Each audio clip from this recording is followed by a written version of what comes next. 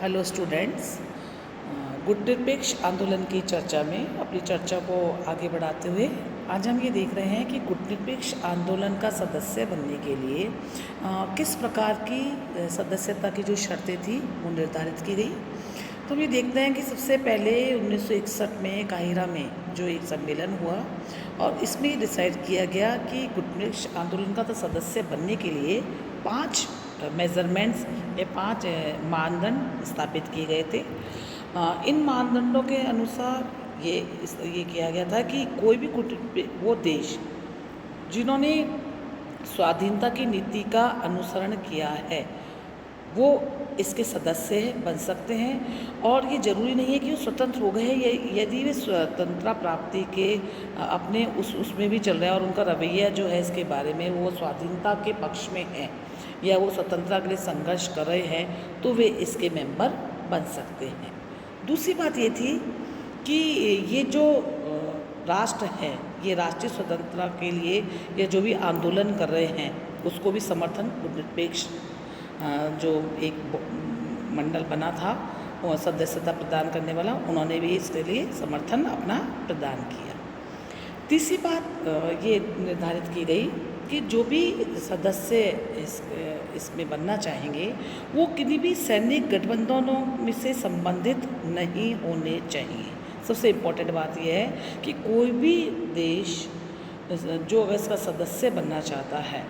यह आवश्यक है कि वो किसी भी प्रकार के बहुपक्षीय द्विपक्षीय सैनिक गठबंधन का सदस्य नहीं होना चाहिए। चौथी बात यह डिसाइड की गई कि यदि किसी देश ने अगर किसी बड़ी शक्ति के साथ में कोई द्विपक्षीय सैनिक समझौता कर लिया है या वो किसी क्षेत्रीय सुरक्षा संधि का सदस्य है तो ये जो संधि है ये किसी बड़े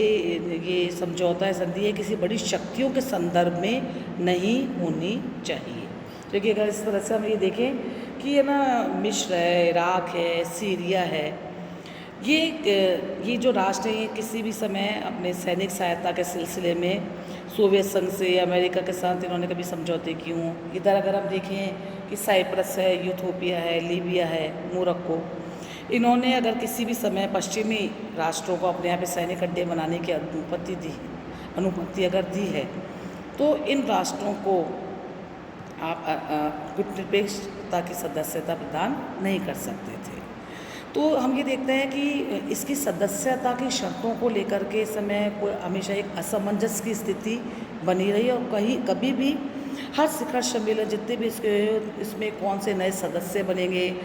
या कुछ जो पुराने सदस्य बने हैं इन सभी बातों को लेकर के कभी हमेशा एक प्रकार का असमंजसता का वातावरण बना रहा और कुल मिलाकर के स्थिति ये रही कि ये डिसाइड किया गया कि जो भी इच्छुक राष्ट्र हैं वे सोवियत और अमेरिकी किसी भी गुट के सदस्य नहीं होने चाहिए। इस संबंध में एक विचारक हैं डॉक्टर वेद प्रताप वैदिक, वो ये कहते हैं कि इस आंदोलन की सबसे बड़ी समस्या यही रही है कि ये आंदोलन या ये जो एक मूवमेंट जो था गुटनिरपेक्ष आंदोलन ये अपने आप को कभी भी क्लियरली परिभाषित नहीं कर सका है। आज भी क्योंकि गुटनिरपेक्ष आंदोलन के जो भी इनके जो नीतिकार थे उस समय या जो भी इसके निर्माता थे, चाहे वो नेहरू हैं, नासिर हैं, टीटो है, हम जो भी गुटनिरपेक्षता के संदर्भ में जो भी स्थितियां देखते हैं, जो भी उसकी परिभाषा है उसको समझने का प्रयास करते हैं कि गुटनिरपेक्षता की नीति क्या है, तो वो हम उनके जो उन्होंने भाषण दिए हैं या कुछ बयान दिए हैं उन रेफरेंसेस के आधार पर ही हम गुटनिरपेक्षता को परिभाषित कर पाते हैं। लेकिन फिर भी हम ये देखते हैं कि ये जो आंदोलन है ये बिना किसी रुकावट के इसमें ये सोचा गया कि इसमें वे सभी राष्ट्र जिन्होंने हो भी सकता है कभी कभी किन्हीं महाशक्तियों को अपने सैनिक अड्डे बनाने दिए हों, इसमें वे राष्ट्र भी शामिल रहे हैं जो कभी किसी न किसी सैनिक गठबंधनों के भी सदस्य रहे हैं। जैसा कि हम ऊपर हमने चर्चा करी थी कि मिस्र, इराक, सीरिया, ये इसी प्रकार के राष्ट्र जो कभी ना कभी रहे हैं। लेकिन आज अगर अब उनकी स्थिति है और वो किसी भी इन स्थितियों से बाहर निकल कर के आकर के बनना चाहते हैं इसके सदस्य, तो उसके बारे में काफ़ी चीज़ें ओपन रखी गई हैं। इसमें विभिन्न राष्ट्रों को भी जो कुछ शस्त्रों की होड़ में रहे हैं लेकिन जिन्होंने कुछ ऐसे राष्ट्र भी जिन्होंने अपनी राजनीतिक और आर्थिक स्वाधीनता के बारे में को भी गिरवी रखा है, तो हम कुल मिलाकर ये कह सकते हैं कि गुट निरपेक्ष आंदोलन में उन सभी राष्ट्रों की स्थितियों को अलग अलग तरीके से परिभाषित किया गया और कुछ भी कोई क्लियर कट सदस्यता का पैटर्न हमको दिखाई नहीं देता है। बस ये ये ज़रूर आता है कि जो भी बड़ी महाशक्तियाँ हैं उनके साथ भी कोई भी द्विपक्षीय समझौता संधि उन्होंने स्पष्ट या प्रकट रूप में नहीं कर रखी हो। आगे हम ये देखते हैं कि गुट निरपेक्ष आंदोलन किस प्रकार से अस्तित्व में आया और ऐसे कौन से कारक थे जिन्होंने गुट निरपेक्ष आंदोलन को की प्रवृत्ति को या इसकी सोच को बढ़ावा दिया। तो हम देखते हैं कि जो कई राष्ट्र जो सेकंड वर्ल्ड वार के बाद स्वतंत्र हो रहे हैं वो क्यों गुट निरपेक्षता की नीति को अपनाना चाहते थे। तो सबसे पहले जो एक सबसे बड़ा संदर्भ हमारे सामने आता है वो आता है शीत युद्ध। जैसा कि आप सभी लोगों को विदित है कि सेकंड वर्ल्ड वार के पश्चात का जो भी समय है तो अमेरिका और सोवियत संघ दोनों महाशक्तियों में दोनों के अंदर बहुत ज़्यादा तनाव पैदा हो चुका था और दोनों ही पक्ष का जो ये तनाव था इसके कारण इनमें वैमनस्यता इतनी ज़्यादा बढ़ गई थी कि इस प्रकार का पूरी दुनिया के अंदर ऐसा जहरीला वातावरण उत्पन्न हो गया था, क्योंकि दोनों ही जो गुट थे वो एक दूसरे के विरुद्ध बहुत आरोपों की बमबारी करने लगे थे। और हम ये भी कह सकते हैं कि ये वाला जो युद्ध हो रहा था शीत युद्ध, ये बारूद और गोलियों से लड़े जाने वाला कुछ ऐसा संघर्ष न होते हुए भी ऐसा लग रहा था कि जो कागज़ के गोले हैं या अखबारों के माध्यम से प्रचार के माध्यम से एक दूसरे के विरोध में एक राजनीतिक प्रचार का जो भी पॉलिटिकल वो भी जो प्रचार का एक प्रोपेगेंडा जो हो रहा था का जो कभी ना ख़त्म होने वाला एक ऐसा संग्राम पूरी दुनिया के अंदर बन गया था, जिससे पूरी दुनिया में एक अविश्वास और वैमनस्यता और एक डर, एक अशांति का वातावरण पूरी दुनिया में दिखाई दे रहा था। और इसलिए अंतर्राष्ट्रीय राजनीति में ये जो संग्राम दोनों महाशक्तियों के मध्य चल रहा था, इसको शीत युद्ध की संज्ञा हम देते हैं। तो जो शीत युद्ध का जो ये वातावरण था, इसने इन नव स्वतंत्र राष्ट्रों को डरा दिया था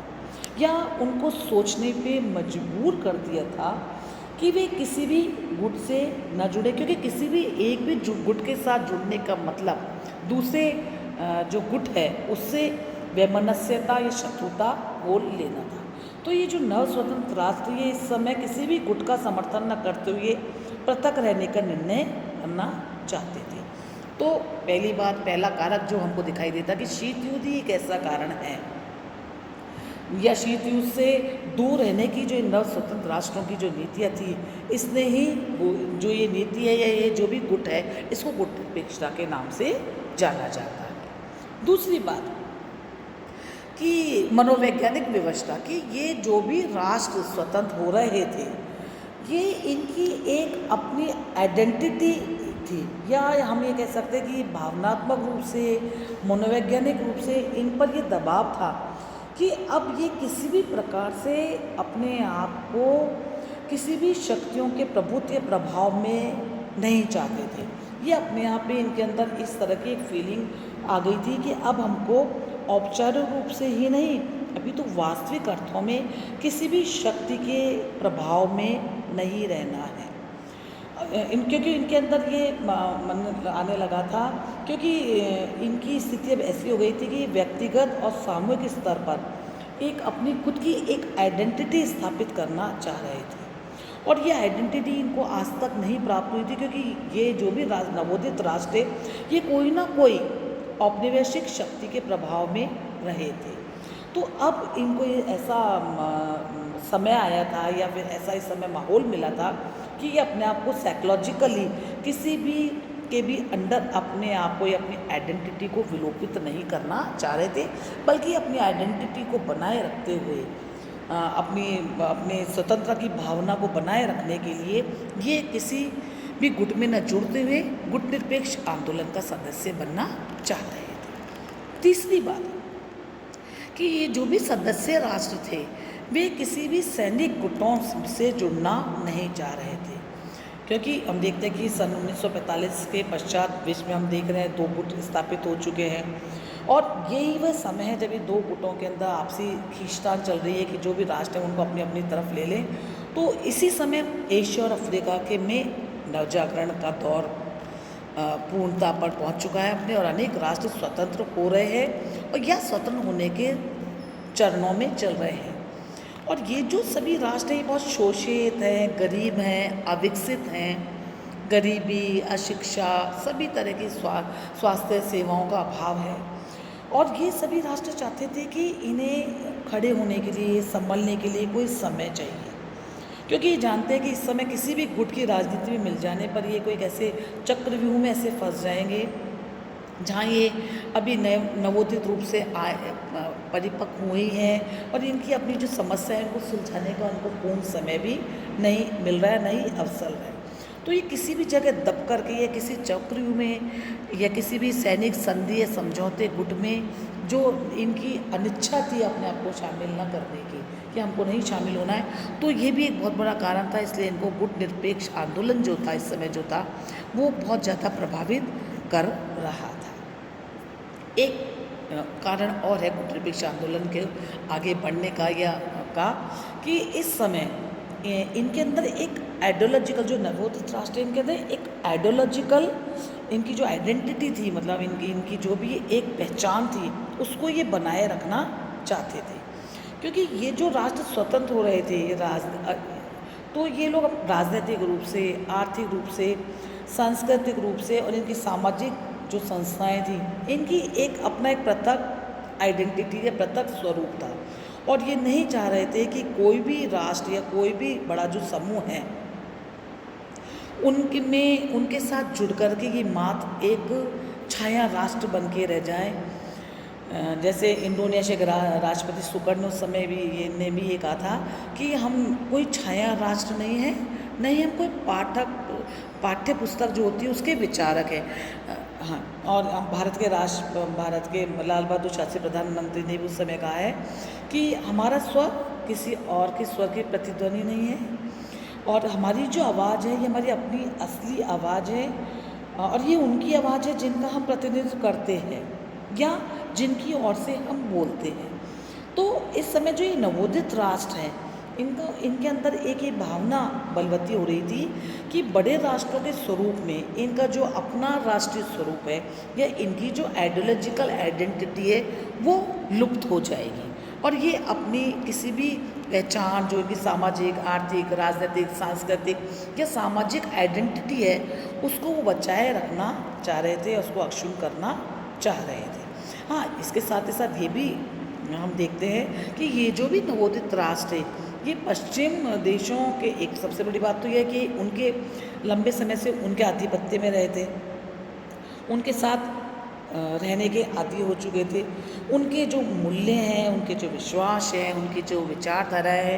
उनके संदर्भ में वो उनको बारे में सोचते तो थे, अनुभव भी करते थे। यहाँ पे इनके लिए जो साम्यवाद था ये भी एक बहुत बड़ा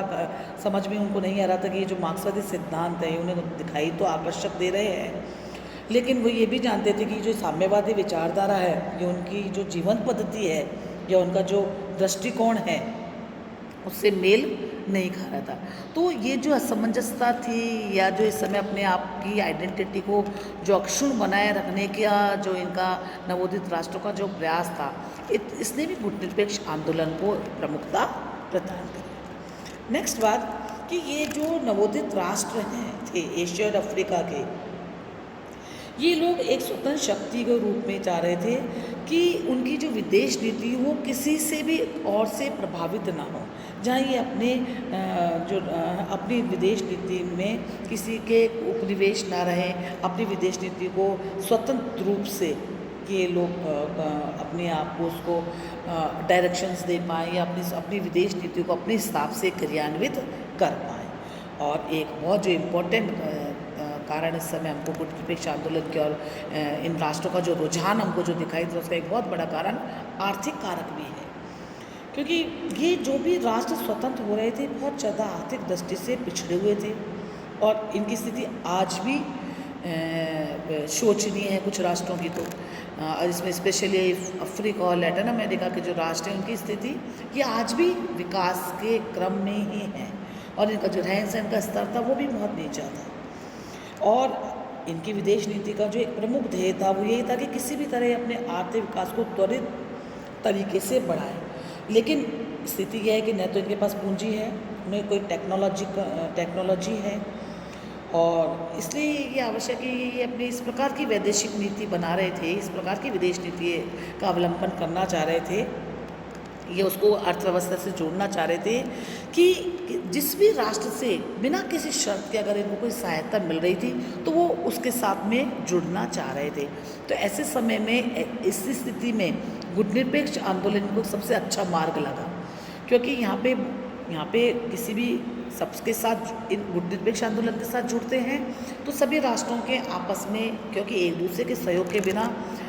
कि ये संभव ही नहीं था कि ये अंतर्राष्ट्रीय रूप से सफल हो सके। तो ये गुटनिरपेक्ष आंदोलन एक ऐसा मंच सभी राष्ट्रों को लग रहा था जहाँ वे किसी के साथ में बंध भी नहीं रहे थे, और एक से अधिक स्रोतों से इनको जो हेल्प थी, जो इंटरनेशनल लेवल पे मिल सकती थी, वो इनकी स्वतंत्रता भी सुरक्षित थी और इनको हेल्प भी, आर्थिक सहायता भी मिल रही थी जहाँ पे अपना विकास कर सके। तो ये सारे कारण ऐसे थे जो उनको गुटनिरपेक्ष आंदोलन की ओर बढ़ने की ओर प्रेरित कर रहे थे, और इसके द्वारा ही वे अपना यथोचित या सर्वांगीण विकास कर सकते थे। Thank you.